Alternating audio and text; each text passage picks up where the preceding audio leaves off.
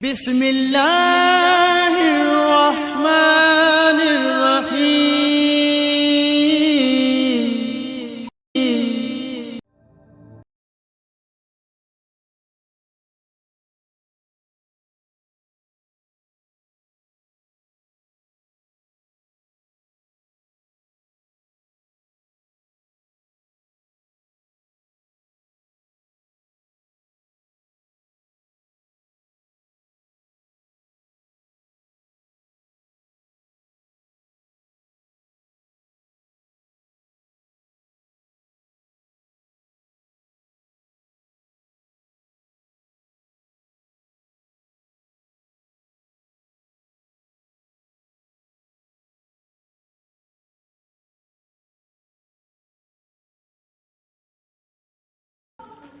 نحمده ونصلي على رسوله الكريم أما بعد فأعوذ بالله من الشيطان الرجيم بسم الله الرحمن الرحيم أفحسبتم أنما خلقناكم عبثا وأنكم إلينا لا ترجعون فتعالى الله الملك الحق لا إله إلا هو رب العرش الكريم ومن يدع مع الله إلها آخر لا برهان له به فإنما حسابه عند ربه إنه لا يفلح الكافرون وقل رب اغفر وارحم وأنت خير الراحمين آمنت بالله صدق الله خالقنا العظيم۔ معزز سامعین، السلام علیکم ورحمۃ اللہ وبرکاتہ۔ میں قاری محمد الیاس آزاد ہزاروی شاذلی اپنے چینل سے آپ کے ساتھ مخاطب ہوں اور خوش آمدید کہتا ہوں۔ یہ آیات مبارکہ جو میں نے آپ کے سامنے تلاوت کی ہیں، یہ پارہ نمبر 18 سورہ مومنون کی آخری 4 آیتیں ہیں۔ ان آیات مبارکہ کے ساتھ آذان کا بھی عمل ہے۔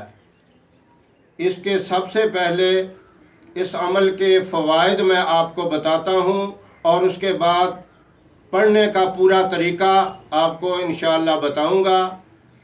توجہ سے سنیں۔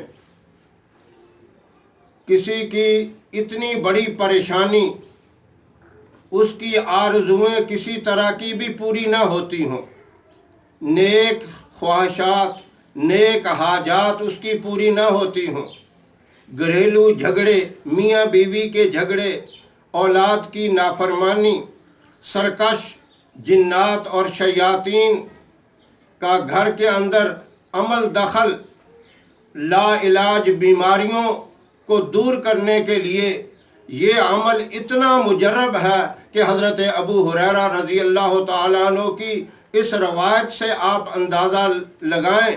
حضرت ابو ہریرہ رضی اللہ تعالیٰ عنہ فرماتے ہیں کہ آپ صلی اللہ علیہ وسلم نے فرمایا کہ یہ عمل اگر پہاڑ کی چوٹی پہ کھڑے ہو کر کیا جائے تو پہاڑ بھی اپنی جگہ سے ہل جائے گا۔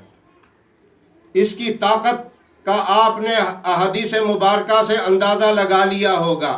اب اگر کوئی آدمی ان پریشانیوں کے اندر مبتلا ہے، اس کی جائز حاجات پوری نہیں ہوتی، گھریلو جھگڑے، خاندانی جھگڑے ختم نہیں ہوتے، اولاد راہ راست پہ نہیں آتی، بیماریاں جو علاج کرا کے تھک گئے، رپورٹیں کہتے ہیں ہر طرح کی صحیح آتے ہیں لیکن مرض جان نہیں چھوڑتی، ایسی لا علاج بیماریوں کے دفع کے لیے، شیطانی اثرات کو ختم کرنے کے لیے، جنات کے بسیروں کو گھر سے نکالنے کے لیے اس وظیفہ کا طریقہ توجہ سے اور پورے دھیان سے سن لیں۔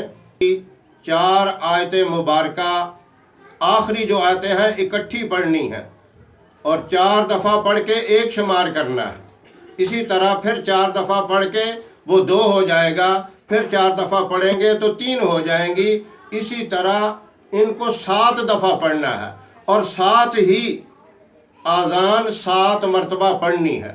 یہ دونوں چیزیں اکٹھی پڑھ کے دائیں کندھے کے اوپر اس طرح پھونک مارنی ہے، لیکن تصور آپ نے یہ رکھنا ہے کہ میں اپنے دائیں کان میں پھونک رہا ہوں۔ اسی طرح پھر فوراً 4 آیات مبارکہ اکٹھی پڑھ کے ایک تصور کریں، پھر چاروں کو اکٹھی پڑھیں، دوسری دفعہ، تیسری دفعہ، چوتھی دفعہ، اسی طرح 7 مرتبہ ان آیات مبارکہ کو پڑھ کر پھر 7 مرتبہ آذان مکمل پڑھیں، اور پھر بائیں کندھے کی طرف پھونک دیں اور تصور یہ کریں کہ میں اپنے بائیں کان میں پھونک رہا ہوں۔ یہ عمل آپ دن میں ہر گھنٹے کے بعد کر سکتے ہیں، اور اس کے علاوہ 5 نمازوں کے ساتھ بھی یہ عمل کر سکتے ہیں۔ اور تیسرا طریقہ یہ ہے کہ صبح اور شام 2 دفعہ یہ عمل کر سکتے ہیں۔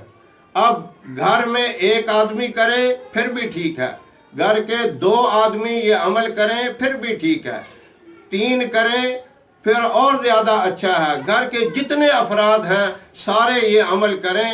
جو بھی آپ کا معاملہ ہے، گھر کی جو پریشانی ہے، جو میں نے پریشانیاں پہلے بتائی ہیں، ان کا تصور کر کے یہ عمل کریں، پھر اس کے کرشمے آپ خود دیکھ لیں، اس کی طاقت آپ خود دیکھ لینا کہ اللہ کس طریقے سے معاملات کو حل کرتے ہیں۔ جیسا کہ میں نے بتایا، حضرت ابو ہریرہ رضی اللہ تعالیٰ عنہ سے روایت ہے کہ یہ پہاڑ کی چوٹی پر بھی یہ عمل کیا جائے تو وہ بھی اپنی جگہ چھوڑ دے گا، وہاں سے ہل جائے گا۔ آخر میں آپ سے یہی درخواست کرتا ہوں کہ ہماری ویڈیو آپ کو پسند آئے تو اسے لائک کریں، شیئر کریں، اور ہمارے چینل کو بھی سبسکرائب کرتے رہیں تاکہ ہماری آنے والی ویڈیوز کی اپڈیٹ آپ تک آسانی سے پہنچتی رہے۔ وآخر دعوانا ان الحمدللہ رب العالمین۔